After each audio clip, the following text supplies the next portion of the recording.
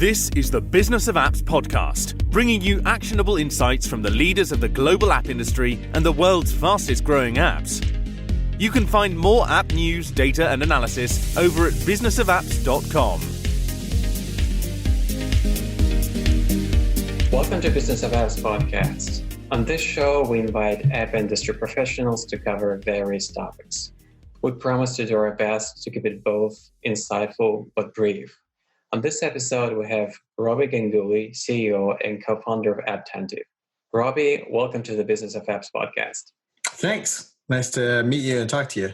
All right, great. So first of all, let's set the stage. So we all have a smartphone sitting on a table, in your pocket, your purse, on a coffee table, whatever.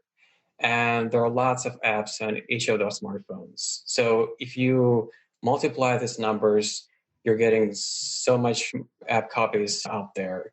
And that great number of app users implies that every app developer has lots of users and he has to deal with his audience. So with that number of users, the notion of communication with app users becomes paramount. So today we're going to be talking about communication with app users, the challenges, misconceptions, etc. So before doing that, Robi, please tell the audience just a little bit about yourself, your background. Sure. So I grew up in a town called Redmond, Washington, which is outside of Seattle. And back when I grew up, it was not known for what it is known today, which is being the home of Microsoft. It was known for being sort of a small farm town, but I grew up around technology and computers, and then went to college in Southern California, a school called Pomona College. And after I graduated, I worked in San Francisco for Deutsche Bank, Alex Brown for a few years in finance, and then for WebEx in the early days of that company, and then for Yahoo until about 2008. And in 2008, I left to basically pursue starting a company and eventually ended up starting Apptentive in 2011 with 3 other people. How's your experience in Yahoo? And do you have any thoughts about what happened to the company now? Yeah, I'm laughing a little bit because people often have sort of preconceptions about how us who worked at Yahoo think about it. Yahoo was fantastic when we were there. Like being there from 2005 to 2008 was really great. We had an opportunity to learn and do a lot on the advertising side, both from search and display in the early days of video. So I got to learn a lot. And, as a company, I think we're all probably sadder, those of us who work there, to see what's happened, that it doesn't have necessarily the investment and innovation around it that it should. But I was glad to be there and met a lot of longtime colleagues and friends. Oh, yeah, that was a great company back in the day. I used to have mail there. I used to use this directory a lot. So, no, Yahoo was huge, no doubt about it. So now tell me about Apptentive, the company you're CEO and co-founder right now. What does it do? Yeah, so we've been around almost 9 years now. And what we are really fantastic at, and I think is pertinent to this, is we are really good at helping large companies with apps that are distributed all around the world reach out to their customers and hear from them and ask for feedback and learn about their experience and measure it so that they can make the app experience, but also the customer experience better. And what we started out as was an SDK that people installed in their iOS app. And then shortly thereafter, we introduced an SDK for Android. But what we've morphed into now is really a company that helps the world's largest brands measure the experience of their customers across the entire journey that they have, whether it's in their app or the website or other digital touch points. And really with a focus on helping companies reach out and listen to. So thinking about surveys, thinking about open-ended feedback and chats with customers, we help companies start those conversations and hear from, sometimes 15, 20, 30% of their customers every month. All right, so you guys are being really focused on the huge duopoly, Google and Apple. What about Microsoft? Ever had a thought about creating SDK for Windows Phone? We did. In fact, one of my co-founders was early days a PM on Windows Mobile, so we always had an affinity for that and paid attention. But we talked to Microsoft, we talked to Nokia, and spent a lot of time just trying to understand if that market was growing, and it never took off. And our focus is really helping companies that are trying to connect with their customers, at scale do that. And nobody really got the scale on Windows Phone. Oh, yeah, that's the story. So, speaking of scale, can you tell me about three top things that comes to your mind to recommend to help understand and communicate with app users, like the essentials of app communication? Sure. I'll start with one essential that I think everybody could use and hold in their head, which is communication, real communication, and relationship building is two-way. And so I Hmm. think a lot of times what people think about is communication to the people using their app, to their customers. And so then they really focus on, can I set up push notifications? Can I set up text messaging? Can I get their email address so I can send them messages? And that's only one side of communication. So, my first piece of advice is realize that the best communication is two-way. The way to make your customers feel important is to listen to them just as much as you talk to them. And if all of your communication strategies are just about how you talk to people, you're missing a really, really big opportunity. So that's number one. Number two is really when you're thinking about how to communicate and listen to and learn from customers, you've got to be very focused on the right time and right place and even the right information about the customer's journey. So what I mean by that is if I walk into a store and it's my first time Hmm. into a store and somebody was to stop me and say, "Hey, how's your experience?" You'd be really annoyed. You'd think that was dumb. But a lot Exactly. of times when you open up an app, the first time you use it, they're like, "Hey, how's the experience? What's going on?" Right. And so that's just as dumb, if not dumber, than in the real world.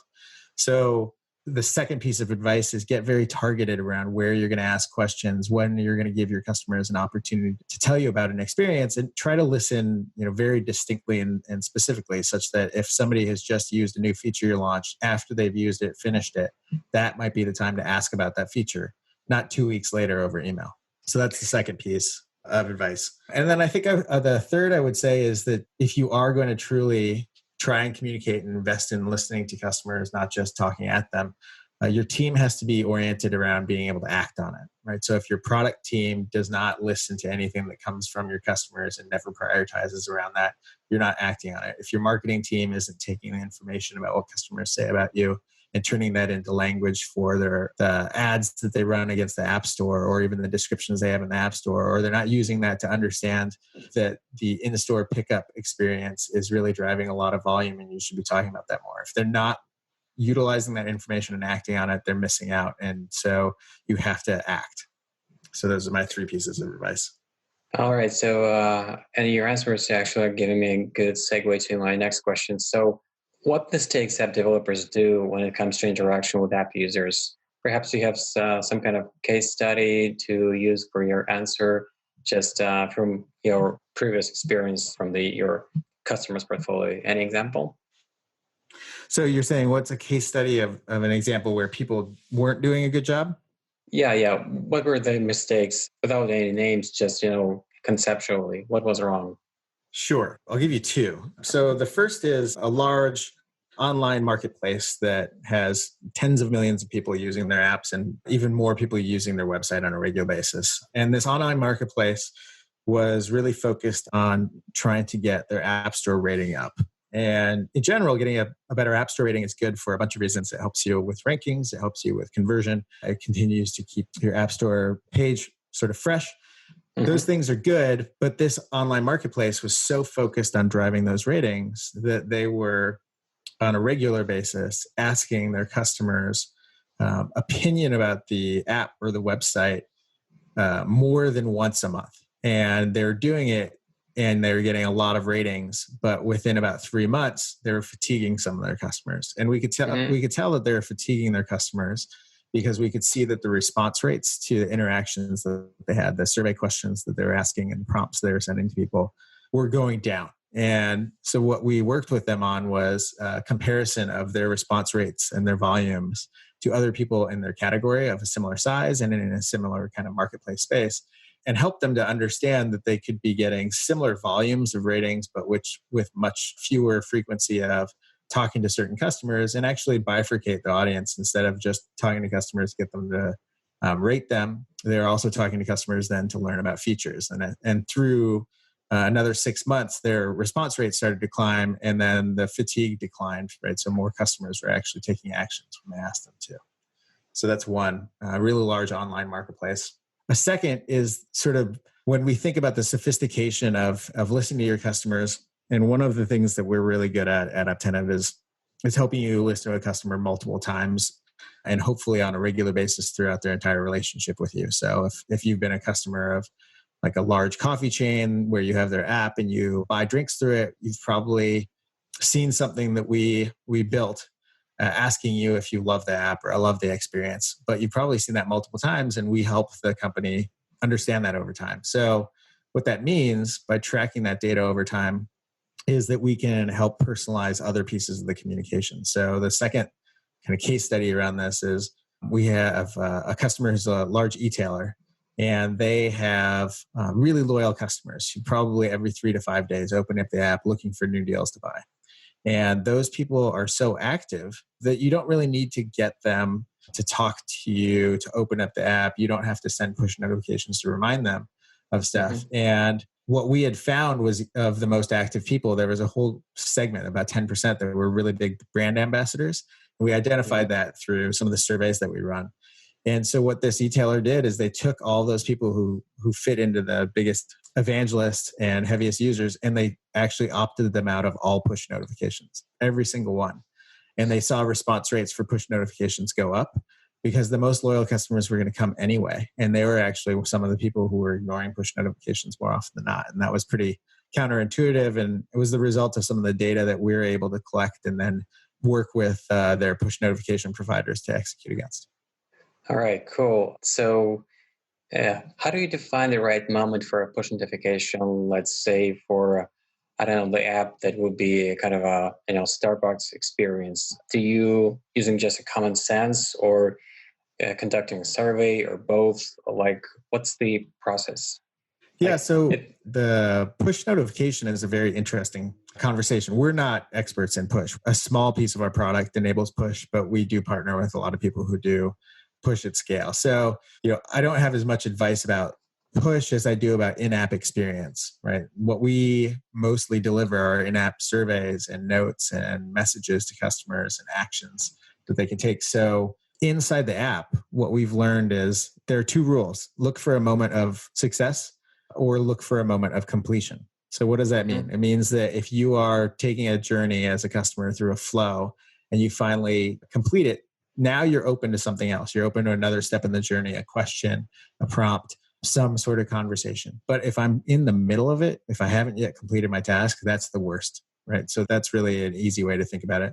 And the second is to think about your app as a series of wins. Like sometimes you really feel successful, you've accomplished something. And it's not just a task, it's like, oh, it's a happy moment. So for example, like a Starbucks, a happy moment is that moment when you've ordered the drink, it's finished and you know it's on its way and you're ready for it. Like that's a happy moment. And you're just kind of chilling out, you're waiting. You're not completely done because you don't have your drink, but that's a happy moment. So that's a good time to also ask people when they've got those moments of success. Gotcha. Okay, so now I have a few rapid fire questions for you. Okay, iOS or Android? And what side of you are? Android? Yeah, I've been living with an Android device since the first year of the company because somebody had to live on it day to day, and I was the one who took that. All right, let's see. What was your first mobile phone, pre-smartphone era? Yeah, it was. I totally do. It was back in 2000. Motorola made these flip phones, the StarTACs, and they had a Dayglow. Yeah, they had a Dayglow version of this that was gray with like a Dayglow screen. And it was beautiful. You could hear calls super clearly, and the battery lasted like 3 days, and it was awesome. Yeah, 3 days battery. One would hope these days. What is your favorite app and why? Yeah, I saw this question beforehand, and I was really struggling to think about this. I've got to say that I think that it's OneNote. I like to take notes a lot, and I've got OneNote across all of my devices, and it probably doesn't surprise you to hear that I have 3 different laptops, 2 tablets, and a phone. So I have a lot of devices, but OneNote keeps me synced across all of it. And so I can be on the bus, I can be on the plane, I can be anywhere, just jot stuff down on my phone, or I can be on my laptop sitting and cranking and go there and access it. So that's the one that makes me happiest. I see. I'm totally with you. I'm living with my native app for iOS now. It's pretty much the same way. Yeah, I really see what you mean. Okay, kind of interesting question. If you can answer, what is the most overrated app? Like, what is the app you can hear the most hype about? But to be honest, it doesn't deserve that hype.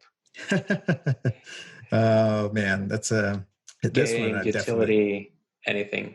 I actually think that Facebook app over the years has gotten more bloated and gross and annoying and notification heavy, and so I've uninstalled it, and I think it's just too much, and I think it's exacerbating the problems that the company has. Oh yeah, I've stopped using Facebook app. For the most part, like occasionally going there just to see what my relatives do, but very rarely. So, all right, what are new app technologies you're most excited about these days? Well, I think that there's a lot of interesting stuff that's going on in terms of as we change the login to our devices. So just a couple of years ago, we started to get fingerprint readers, and now we have these facial recognitions. I think as we get more and more sophisticated about the inputs, whether it's a fingerprint or it's your voice or it's your face, and how that can trigger activities on the phone that sort of respond to you, I see that being more and more interesting as an area for development. So imagine like facial recognition isn't just used to unlock, but it can tell that your mood is like, okay, you need to get directions really quickly to this place because it's time for you to get home and you're frustrated, right? Like, what are we going to be able to do and predict around human behavior now that the sensors on these devices are much more interspersed in the real world? Right, I see. Okay, that was the questions I wanted to ask. But before I let you go, how people can get in touch with you and get more information about what you do? Yeah. So our company, Apptentive, is located at www.apptentive.com. You can follow us on Twitter, same handle, Apptentive. I, myself, Robi Ganguly, I'm also on Twitter at rganguly. And I think those are probably the easiest ways to get a hold of us. But there are other channels that the company's on as well, kind of like Instagram and Facebook and others. All right, awesome. Thanks for your time, and thanks for coming to our podcast, Robi. Bye-bye. Bye. And that was Robi Ganguly, CEO and co-founder of Apptentive. Subscribe to our podcast on iTunes. Just search for Business of Apps, and you will find us easily. Once you subscribe, you will be able to get new episodes to your smartphone, tablet, or computer as soon as we release them. And please don't forget to leave us a review and comment in iTunes. It is highly appreciated. And all episodes will also be available on businessofapps.com. Till the next time. Bye. Thank you for listening to the Business of Apps podcast. For more, head on over to businessofapps.com.